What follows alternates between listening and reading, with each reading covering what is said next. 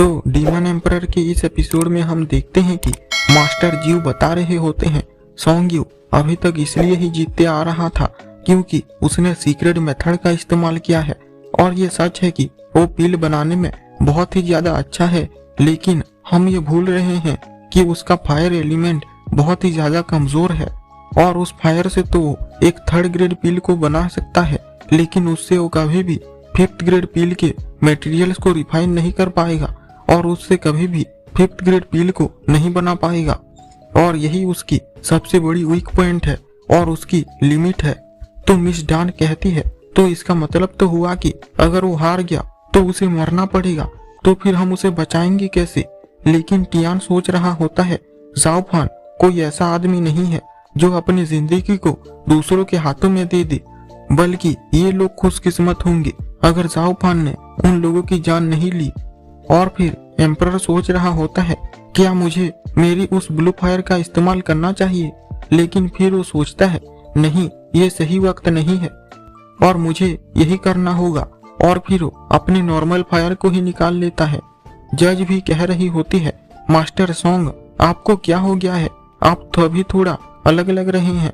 Medicine king कहता है ऐसा तो होगा ही ना, क्योंकि वो अपनी लिमिट तक पहुंच चुका है और अब वो हमें इम्प्रेस करने के लिए और कोई भी पील नहीं बना पाएगा, क्योंकि उसके पास तो हाई लेवल के मटेरियल को रिफाइन करने के लिए कोई एबिलिटी है ही नहीं।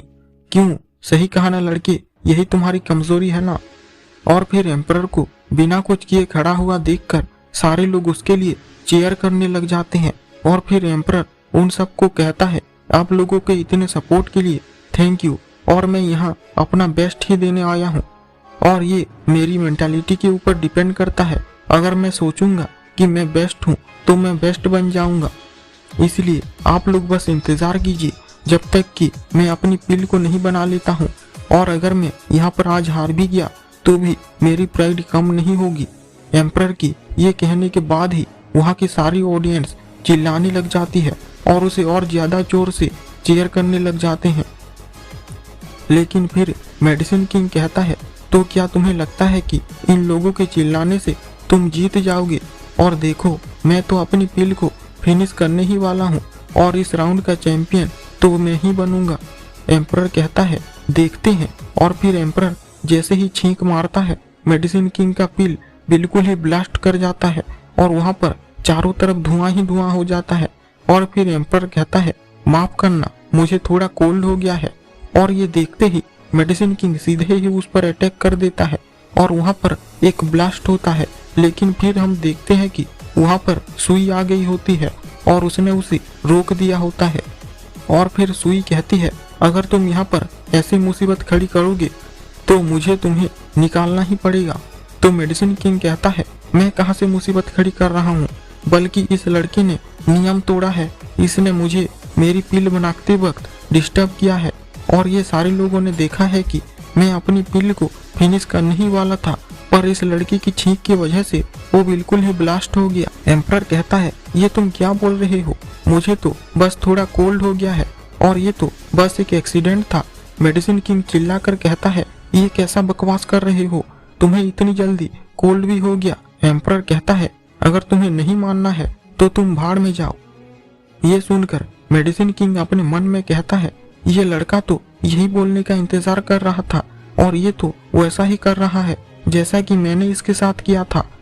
और फिर वो कहता है ठीक है लड़के, ये मेरी ही गलती थी कि मैंने अपने पिल को तुम्हारी छींक के आगे रख दिया था। एम्परर कहता है ये हुई ना बात, और ये तो बस एक इत्तेफाक था कि तुमने जैसे ही अपने पिल को बाहर निकाला मुझे उसी वक्त ही कोल्ड हो गया। लेकिन तभी मेडिसिन किंग चिल्लाकर कहता है तुम अपनी कोल्ड की बातें करना अब बस भी करो, और वहां से गुस्सा होकर चला जाता है। और फिर सुई एम्परर से कहती है हस्बैंड आप मुझे सच में बताइए कि आप हैं कौन। एम्परर कहता है तुम ये क्या कह रही हो, तुम्हें तो ये पहले से ही पता है। लेकिन सुई कहती है तो ठीक है मैं आपका इंतजार करूंगी जब ये मुझे आप बताएंगे। और फिर एम्परर ये बोलते हुए यहाँ से चला जाता है, ये बात अभी यहाँ पर नहीं करते हैं। और फिर मेडिसिन किंग के पास जाता है और मेडिसिन किंग उससे पूछता है अब तुम यहाँ पर क्यों आ गए हो। तो एम्परर कहता है जाहिर है मैं पिल बनाने के लिए यहाँ पर आया हूँ। तो तो फिर मेडिसिन किंग उससे कहता है, तुम्हें लगता है कि तुमने मेरी पील को बर्बाद कर दिया है तो तुम जीत सकते हो, तो तुम इस ख्याल को अपने दिमाग से निकाल दो, और अगर मैं हार भी गया तो कोई ना कोई तो तुमसे पहले जीत ही जाएगा और फिर तुम्हें अपना सर काट कर देना पड़ेगा, और जब तुम मर जाओगे तो मैं तो वैसे ही चैंपियन बन जाऊंगा। एम्परर कहता है, मैंने तुम्हें कहा था ना कि मैं हमेशा ऐसी पोजीशन पर रहूंगा जहां पर कोई भी मुझे छू तक नहीं पाएगा, और चाहे वो तुम ही क्यों ना हो या फिर कोई और ही हो। और फिर वो अपनी फायर को निकाल लेता है और रिफाइन करने लगता है। लेकिन मेडिसिन किंग कहता है, तुम अपनी कल्टीवेशन के साथ इसे ज्यादा देर तक नहीं कंट्रोल कर पाओगे। लेकिन तभी एम्परर की फायर बहुत ज्यादा ही बड़ी हो जाती है और उसके अंदर सारे हर्ब्स आ जाते हैं, और फिर वो सारे फायर मिलकर वहां पर एक बहुत ही बड़ा फायर बॉल बना लेते हैं, और फिर वो फायर बॉल घूमते हुए आकर एम्परर के हाथ पर इकट्ठा हो जाता है। और जैसे ही एम्परर अपनी मुट्ठी को बंद करता है, वहां पर एक बहुत बड़ा ब्लास्ट होता है और चारों तरफ धुआं फैल जाता है। और जब वहां से धुआं हटता है, मेडिसिन किंग कहता है, मुझे तो लगा था कि तुमने सच में कुछ कर दिया है, लेकिन आखिर में तो तुमने अपनी पील को ही डिस्ट्रॉय कर दिया। लेकिन तभी एम्परर कहता है, तुम अपने उस छोटे से दिमाग को बंद कर दो, क्योंकि तुम जैसा सोच रहे हो वैसा बिल्कुल भी नहीं हुआ है। और सारे लोग ध्यान से देखो, मेरी 5th ग्रेड पील तैयार हो चुकी है। और ये देखकर सारे लोग ही शॉक होकर रह जाते हैं। एम्परर कहता है, इस टेक्निक का नाम यूनिवर्सल पाम है, तुमने इसके बारे में जरूर सुना होगा, क्यों है ना। लेकिन मेडिसिन किंग को घंटा कुछ पता नहीं होता है। तो फिर एम्परर वहां से जाते हुए कहता है, अब तुमने देख लिया ना कि तुम्हारी और मेरे स्किल में जमीन आसमान का फर्क है। और फिर एम्परर उस पील को जज को दे देता है और जज अनाउंस कर देती है, मास्टर सॉन्ग ने अपनी 5th ग्रेड पील को सक्सेसफुली बना लिया है और इस राउंड के चैंपियन भी मास्टर सॉन्ग ही है।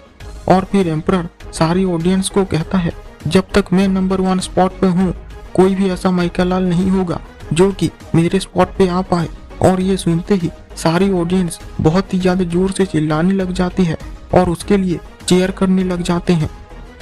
और फिर जज उन सबको शांत रहने के लिए कहने लग जाती है, लेकिन कोई भी उसकी बात को नहीं सुनता है। तो फिर एम्परर कहता है, मैं आप सभी लोगों से रिक्वेस्ट करता हूँ, आप लोग शांत हो जाइए, क्योंकि अभी भी बहुत एल्केमिस्ट हैं जिनको अपनी रिफाइनिंग पूरा करना है। और ये एम्परर के कहते ही सारे लोग बिल्कुल ही शांत हो जाते हैं। और फिर हम देखते हैं कि मेडिसिन किंग अभी तक उस सदमे से बाहर नहीं निकला होता है। और फिर जज अनाउंस कर देती है कि वो बूढ़ी औरत भी अपनी पील को बना लेती है, और फिर उसके बाद यान फू भी अपनी पील को बना लेता है।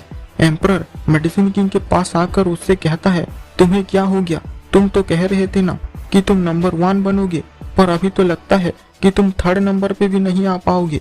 और तुम ये जान लो कि आज मैं तुम्हें यहाँ से लात मार कर निकाल दूंगा।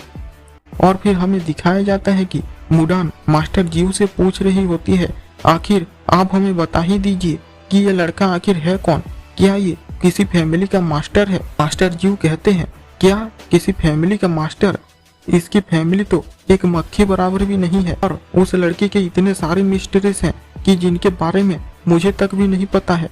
तो क्वीन उन्हें कहती है, अगर आपको उसके बारे में कुछ भी नहीं पता है तो फिर आप उस पर इतना भरोसा क्यों कर रहे हैं।